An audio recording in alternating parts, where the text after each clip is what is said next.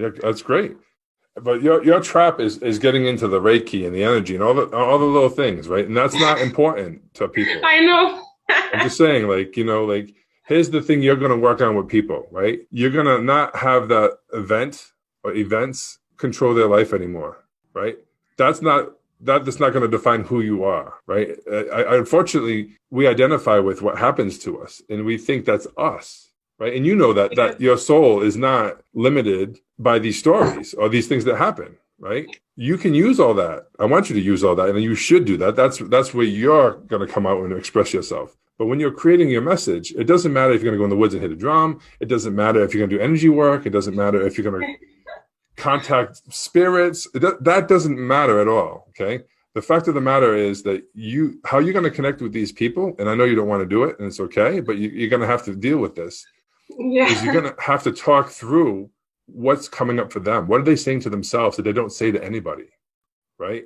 That's the stuff you're going to say. Because you know what? They're going to put on a front and say, no, I'm past that. I'm over it. Everything's good. But they're so like, this is them. They're so, I can't let anyone in my world, right? Because then I'll get abused again.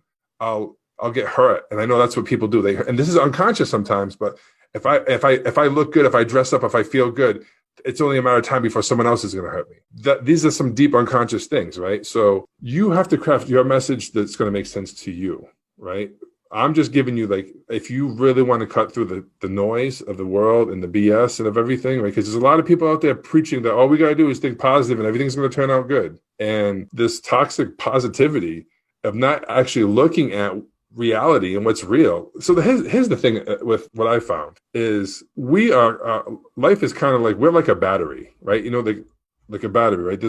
If you look at a battery, there's a plus and a positive charge and a negative charge in a battery, Mm-hmm. right?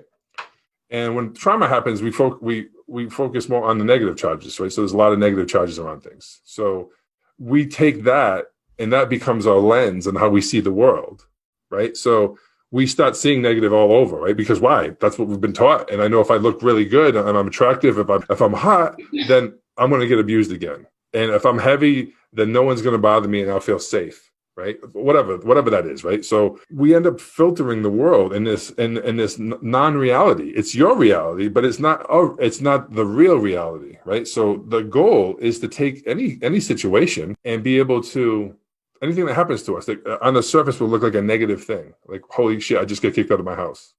That's horrible, right? Is it? Maybe, but what's the good in it?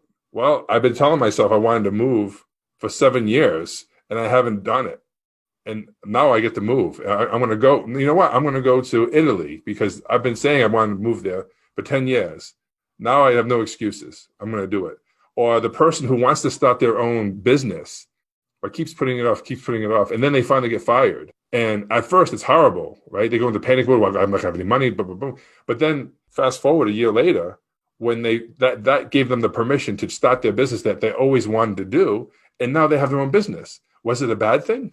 No, it was a good thing, right? So it's about taking these situations and being able to find the negative charges and the positive charges and having them somewhat balanced, right? So you can objectively step back and look at it, and it's not going to control you. That's how a real decision is made. When you look at everything and you say, okay, you can kind of navigate through it, right? So one of the things that I think that would work for you is to, when you start thinking about things that you could do and like you say, oh, and then you start getting scared, like really scared, that's probably closer to it than anything else, right? Because look at it as a journey for you as well, right? You're helping people, which is the ultimate goal, right?